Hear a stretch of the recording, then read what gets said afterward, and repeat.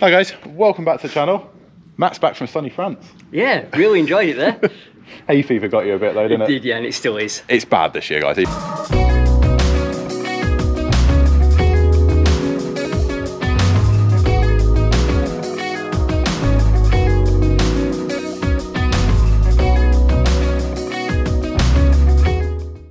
Today's video is pretty easy.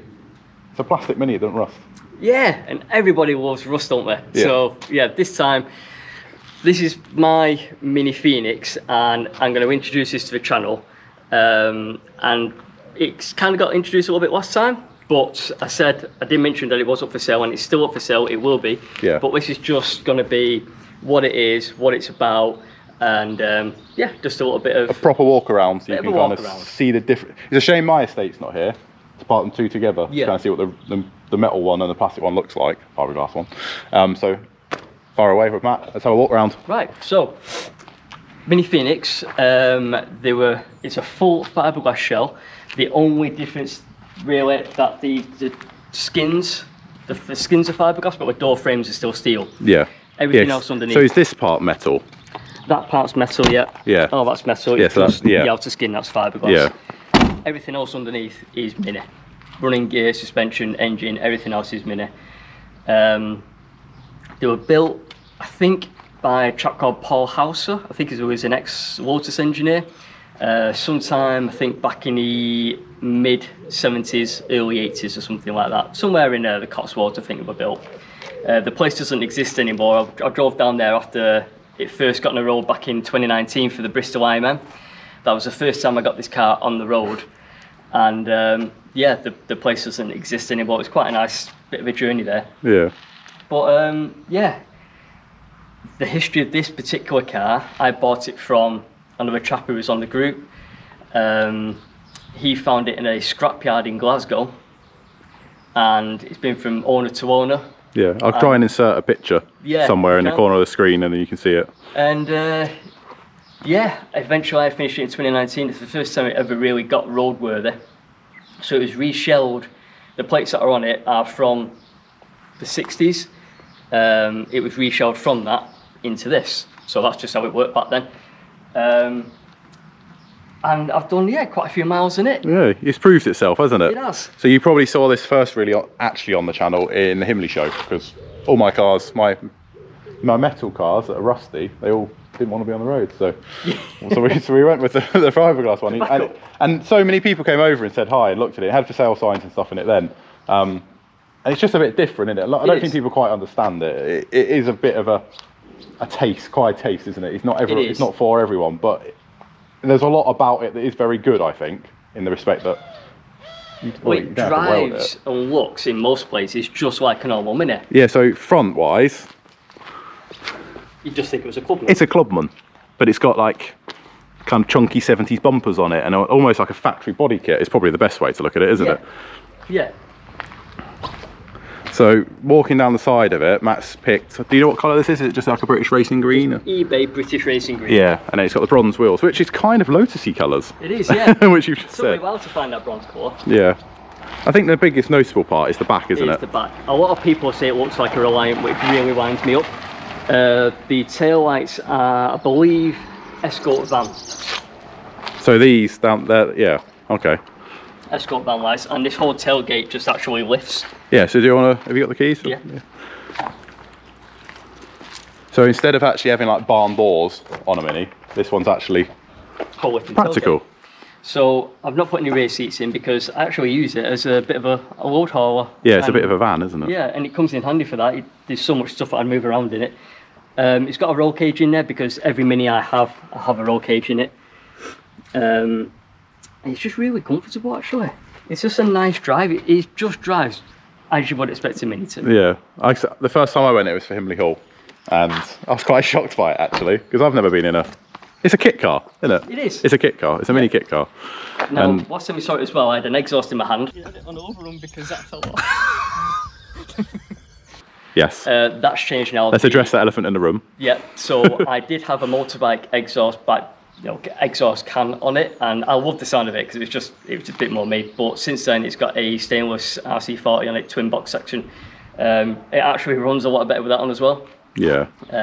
It's a bit better. So the wheels are like a bronzy coloured ultralight, which are in really, really good condition. Yeah, you hadn't powder coated, I think, did you? They powder coated? Yeah, locally. I think it's a Raise. I can't remember what actual model. It took me ages to try and find a paint code for it anyway, but yeah, I'm really happy how they came out. Yeah. Obviously they come with the old sticker on. Yep. Inside, like I say, it's basically Mini, isn't it? Yeah. But Matt's kind of done his own thing on the inside. And yeah. It's got its own dash. It's got a full like screen. Like, is it like CarPlay, or has it got? It's Apple CarPlay and Android Auto. It's a bit of a one you can get off Amazon, really. Yeah. It's nothing really special. I've just done this just purely to get it on the road for just to house everything, isn't it? Yeah. Get everything in there. The great thing about these type of cars is that you can do whatever you want to them. You can make it how you want, your personal taste. And this was just me getting it on the road quickly. I would like to have kept the car, but because of other circumstances with another little Mini in there, the resto mod, it needs to go. I need the space. Yeah. So steering wheel that came from Bingley. Yeah, nice wood rim steering wheel. It's lovely, that.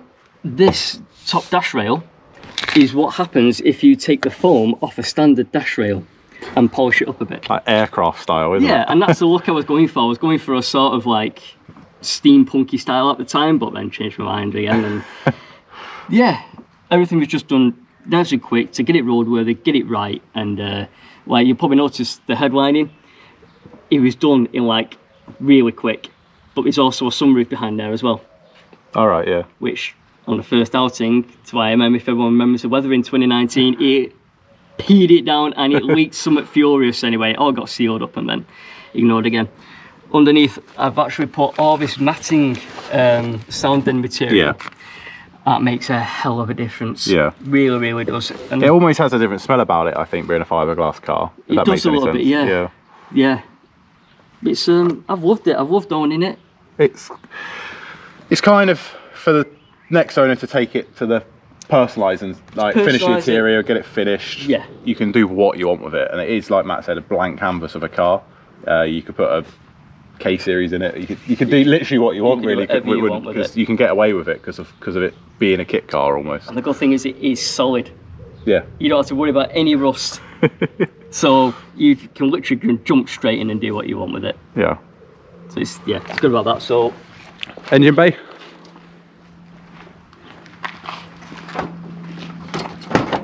Yeah, it does actually have a latch. It's not just relying on a these are I've 3D printed these. Under there, because there's no bonnet latch, I've just got a little magnet and a fiberglass magnet into there. Yeah. So that works nicely. Under here, 998 oil cooler. I don't run a constant fan. I've cut the shroud and put a bit of an airflow, bit of a bracket in there to be airflow. I run an electric fan. Yeah. There's a little LED in the dash that when the fan comes on, it lights up. Since fitting a 2-core rod, never had a problem. No, it was fine away to Bingley, wasn't it? And that all the way to even in really hot summer weather. Now it's fantastic. Yeah. Never have a problem. Single. Yes, HIS. Yes, it's HS4, is it? HS4 and an i8. And then servo brakes, original 12-inch brakes, isn't it? Yep, standard brakes. Yeah. Mini fins on the rear. Nothing special, but it works. It works, yeah. It works. It goes really well, this, I think. For a 998, yeah. Yeah. It does. And with, again, it being fiberglass, there's 2 little buzz bars down here for all the wiring that connects to, so you're positive and negative. Yeah. Just a catch cam. That actually does work quite well. And this, if you're actually wondering, that is my washer bottle. And I liked it, I found it, and it's just because it's got a glass bottle in it that I kind of thought, oh, I'll use that for something. Repurposed it into a washer bottle. And again, because it's a kit car, you can literally do what you want, can't you? Yeah. So, yeah. I'll get you a bit of a B-roll, a proper look around it, just for the finer details we've mentioned. But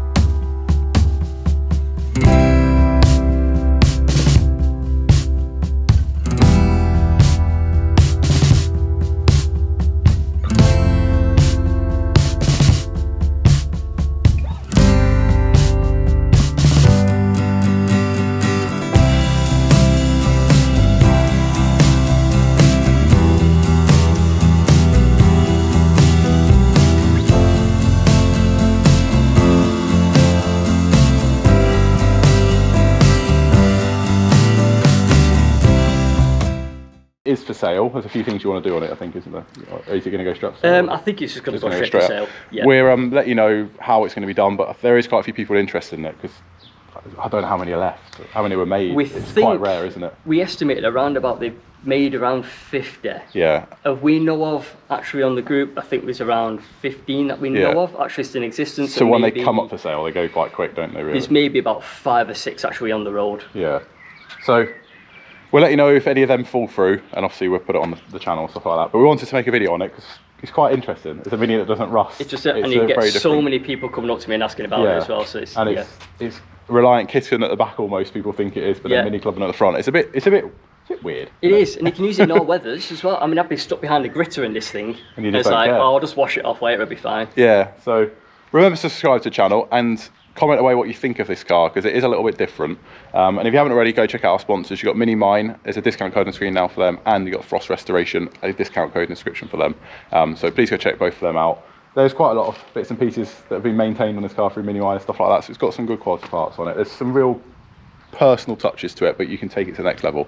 So yeah, on to the next one. On to the next one. Thank you for watching, guys.